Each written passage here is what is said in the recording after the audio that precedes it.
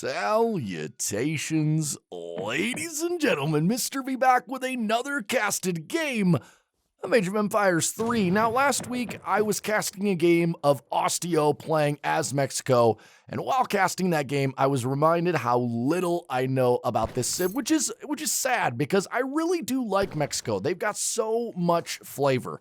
So I decided to find another Mexican game this week and really kind of work on my game knowledge. Luckily, I had people like Gideon in the comments of that last video telling me what was actually going on. So thank you, Gideon. Shout out to you for doing my job for me. But now we have another Mexico game, and I think this time I'm gonna have a better handle on what's going on. I've been doing my research. So in the south of the map, playing in the color red as the aforementioned Mexico, we have Waterfall. Might be a Smurf account. I have no idea. I have never seen this name before.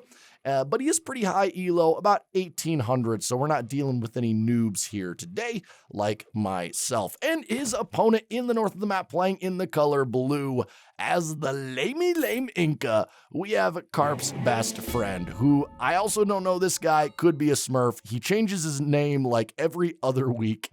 Go to Free Food Party if you want to laugh. Read some of these guys' usernames. They are quite hilarious. But he's going to go with the early trading post as Inca, sending the 3 villagers and a very, very standard Inca deck. I don't see anything too out of the ordinary. I like the abundance of both military and economic upgrades here. And this is such a good pair of cards here. The Chimu support and the Cajamarca support, right? Not only do they give you units, but they upgrade the units at the same time. And the units of the Jungle Bowmen and the Chimu runners, just absolutely disgusting. Love those cards. Meanwhile, what is Mexico doing? Sending the Alhondiga de Granaditas, which is the Hacienda wagon and the 2 settlers, and we'll have to see where that Hacienda wagon gets placed. I think this map is actually really good for Mexico. It's got a lot of obvious choke points, so if you want to go aggressive early, you can get that Hacienda down quickly, and you can get it in a way that protects the trade line, which if you decide to go for something like Baja California, that would be really, really effective. But we'll have to see. Maybe no Revolt, maybe Baja, maybe Central America. We'll just have to, bide our time. And the Hacienda wagon does look like it's going pretty far forward. Meanwhile, the Inca player, Carp's best friend, is picking up the 75 wood, and he's picked up 2 bandit blowgunners as well. So a nice early age 1 for him, and the Hacienda actually going to go where I originally thought, going to protect this TP. I like that placement better than over here. I think that's a little too far forward, and it doesn't defend the TP line. But here you have a nice choke along the crossing, and it is going to be seen by the Inca players, so BF is going to notice that, probably is going to suspect some sort of early aggression, either through the standard units or through the Revolt, but we will have to see. I could imagine Central America being fairly effective against Inca here if you can get out enough Falconets, if you can protect them, if you can keep them from just getting bolted down by Chimu runners. But we see concha houses coming out here for Inca, so this is going to be very standard Inca play, very boomy, very defensive. Is just going to rely on those concha houses and that very, very nice trickle that he gets from him. He's got plenty of food in the back of his base. He's got a pretty safe deer hunt here. He does have berries. He's got quite a few llamas, and he's doing a nice job herding these up as well. So doing all of the standard Inca stuff he needs to do. Also 1800 elo, so that is what you would expect. And what is Waterfall doing? Getting up to age 2 now with the Michoacan. Probably said that wrong. What is that age up? I do not know what that is. So we're gonna have to pay attention to that. Is it gonna give resources? Yeah, it's gonna give a collection of books. Okay, so. And he gets the military wagon as well. Very nice. We'll see if he goes for a barracks or a stable with that early one. And are we going to see an early revolt? He does have a shipment available. Now 2 shipments available. Oh, absolutely bueno. And what are we going to see? We going to see anything? Maybe not. Oh, Tavern's coming down. I think we're going to be seeing some Baja California, ladies and gentlemen. making the banditos. All right, yeah, we're definitely going to see some Baja California. Meanwhile, Inca scouting this out, and if he sees the tavern, which he absolutely does, he's got to think about Baja. I mean, you got to know that's coming at some point. And putting down more conch houses here, putting down a market, and there's the revolt from Waterfall. 2 war hut and 5 villagers coming out. So Inca still playing very by the book. Let's see where he puts these war huts. Pretty defensively. Maybe, I don't know. Are those a little too far back? Probably not. But what do we see? Oh my God. Look at this. The frontier post wagons coming out is immediately going to slam down those trading posts. 1, 2, and 3. He's got the filibusters. He's got a couple of banditos. And these banditos are actually going to do really well against a lot of the Inca units. They will outtrade the jungle bowmen. And these filibusters with that dynamite will easily be able to tear down the infrastructure of the Inca here. And if Waterfall is able to pair this up with the Soldier of Fortune card, which gives him coin for all of his kills, that could be really, really solid, and could even try to throw in annexation as well. Go for the trade post victory. That'd be absolutely amazing. I hope Gideon is watching this too, because Gideon is the one that got me to love this revolt so much. I think this is my favorite revolt in the game. I just love the flavor of it. He's going to get an engagement now, and oh my God, Waterfall's definitely going to have the advantage here. Jungle Bowmen, they are going to trade decently against the filibusters, but these banditos are going to do so well. And look at that Mexican Explorer. Nice micro there from Waterfall, using that to tank so much damage. Look at that Explorer tanking 2 full Jungle Bowman volleys. A villager going down for BF here, and the pressure is on from Mexico. And he doesn't want to push too far here. He doesn't want some sort of crazy pop to come out. The Chimu runners are going to pop. 6 Chimu runners, more Jungle Bowmen on the way, but he's being absolutely relentless with this army. Explorer is still alive. More Jungle Bowmen going down. I saw Waterfall send the factory, so doing everything he needs to. And wow, he is playing this revolt so cleanly. Out come the Chimu runners. They are going to do well against the banditos, but there are enough filibusters there. And I think he's going to be able to handle it. But what a nice series of pressures from Waterfall. That was so well done. Picked off a few vills there. Yeah, look at that. PF is down to 15 vills at this point. Really well done. He's got a lot of villager bell time. So really, really nice pressure there. All right, what is he going to follow it up with? We see more villagers coming out from Inca. I think that's a good choice. Going to try to recover his economy. Team Trickle Economics coming out. It's going to boost his trading posts. So I like this from Waterfall. He's not just investing in units, which he doesn't have a lot of options, but still, he's going to continue to invest in his economy, which even though he has 0 villagers, this revolt actually gives you a deceptively good economy, especially when you pair Team Trickle with the Soldiers of Fortune. It's going to give you plenty of opportunity to gather coin to buy mercenaries, and he's immediately going to try to take this trading post from BF, which I think is the right call. He's going to have the full line here pretty soon, and he has not bought the traveling merchant, and yeah, he's really low on resources, so I don't know if he'll ever get that upgrade, but probably could. If he gets down a market, he could certainly trade. He does have the factory at this point, so he has ways of getting the resources he needs, which I think upgrading this trading post would just make it even more insane. But the one thing he's done is he's done an excellent job containing Inca here. I mean, look how hemmed in Inca is. Now, granted, because it's Inca, they can kind of just do that and be okay.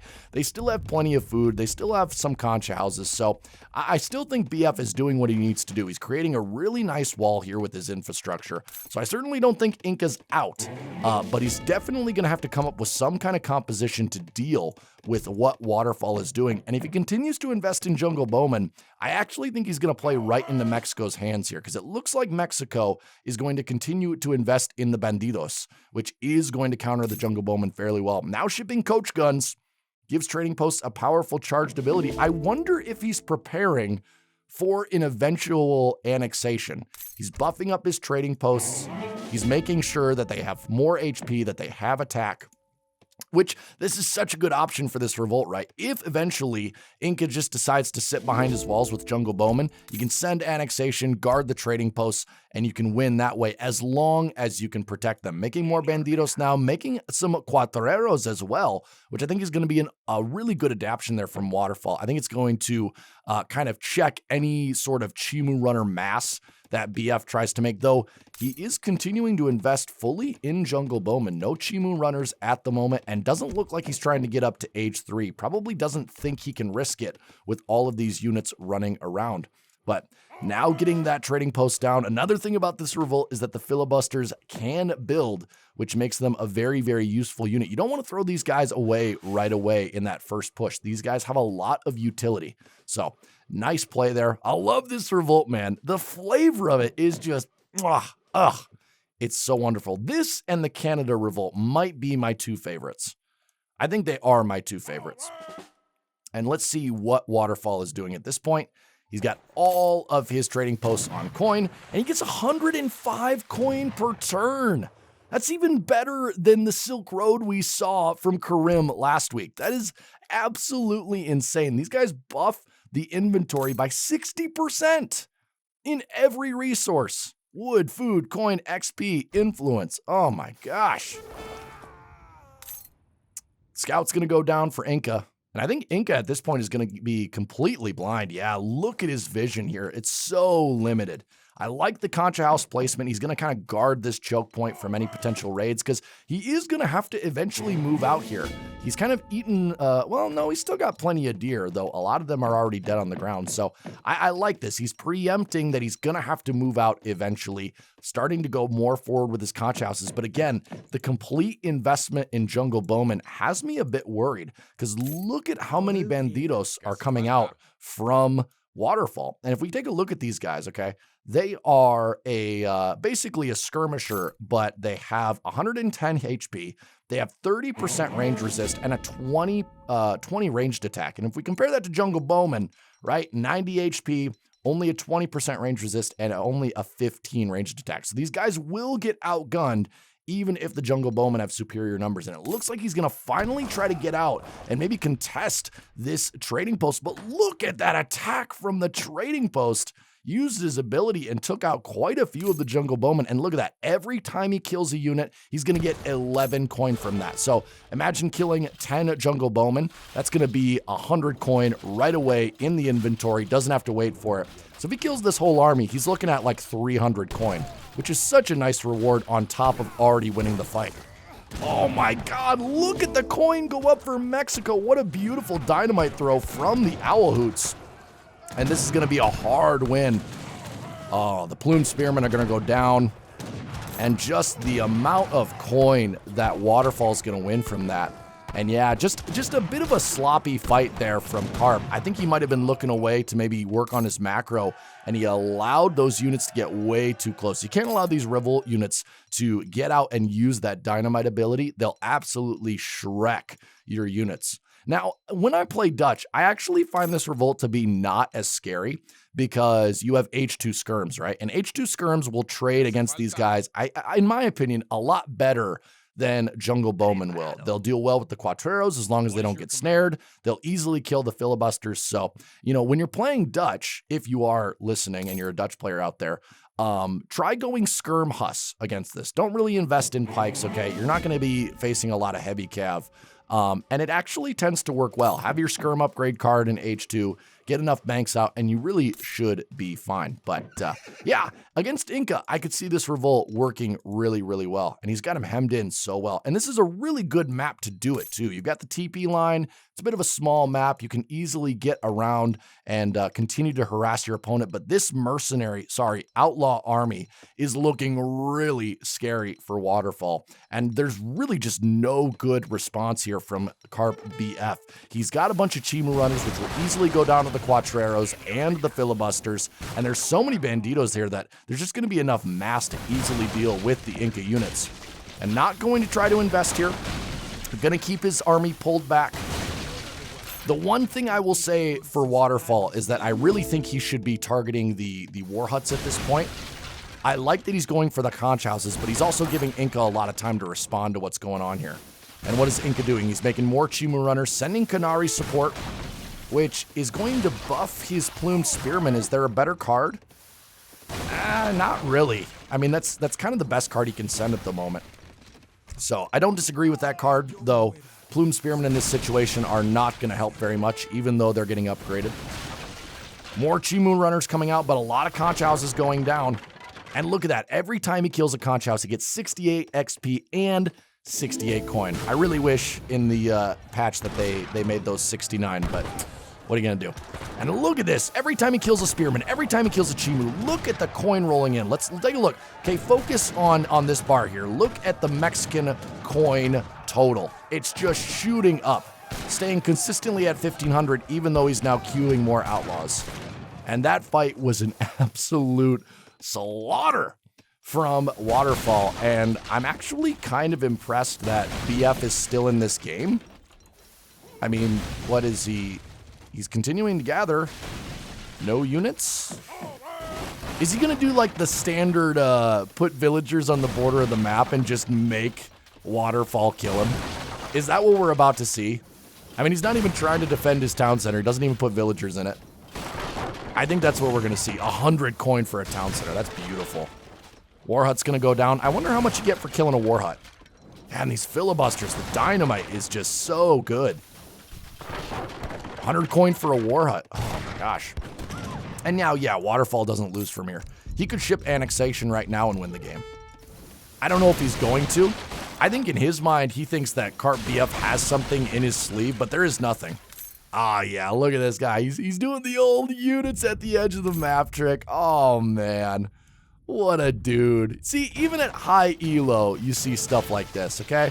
So the next time somebody says, oh, man, this is such a noob move, just remind them that high-level players do this kind of shenanigans too. Oh, man. But he's going to clean up these villagers. And, yeah, I don't know if we have much more to glean here, ladies and gentlemen.